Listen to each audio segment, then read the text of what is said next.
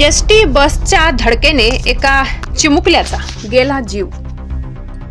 याबाबत प्राप्त वृत्तानुसार शहादा आगाराची बस क्रमांक MH20 BL 3109 ही शहादा नंदुरबारची नियत फेरी पूर्ण करण्यासाठी शहादा आगाराचे चालक हेमंत पांडुरंग पाटील आणि वाहक महेंद्र लक्ष्मण पाटील हे फलाटावर नेत असताना हा प्रकार घडला।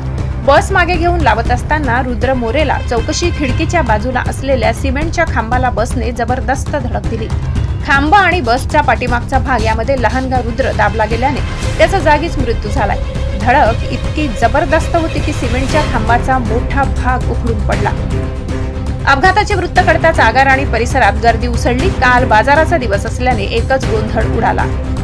पोलीस निरीक्षक निलेश देसले आणि सहकाऱ्यांनी तातडीने धाव घेत परिस्थितीवर नियंत्रण मिळविले। मयत रुद्रला डोंगरगाव रस्त्यावरील सार्थक रुग्णालयात नेले असता त्याला मृत घोषित करण्यात आले। त्याचे पार्थिव शव विच्छेदनासाठी शहादा ग्रामीण रुग्णालयात भौतिक सुविधा नसल्याने म्हसावद येथे पाठविण्यात आले आहे। शहादा येथील ठाण्यात मयत रुद्रचे वडील हरिश्चंद्र मोरे यांच्या फिर्यादीवरून चालक हेमंत पांडुरंग पाटील आणि वाहक महेंद्र लक्ष्मण पाटील या दोघांच्या विरोधात गुन्हा नोंदविण्यात आला असून शहादा पोलिसांनी दोघांना ताब्यात घेतले। ब्युरो रिपोर्ट, नवापूर गर्जना न्यूज चॅनल नेटवर्क।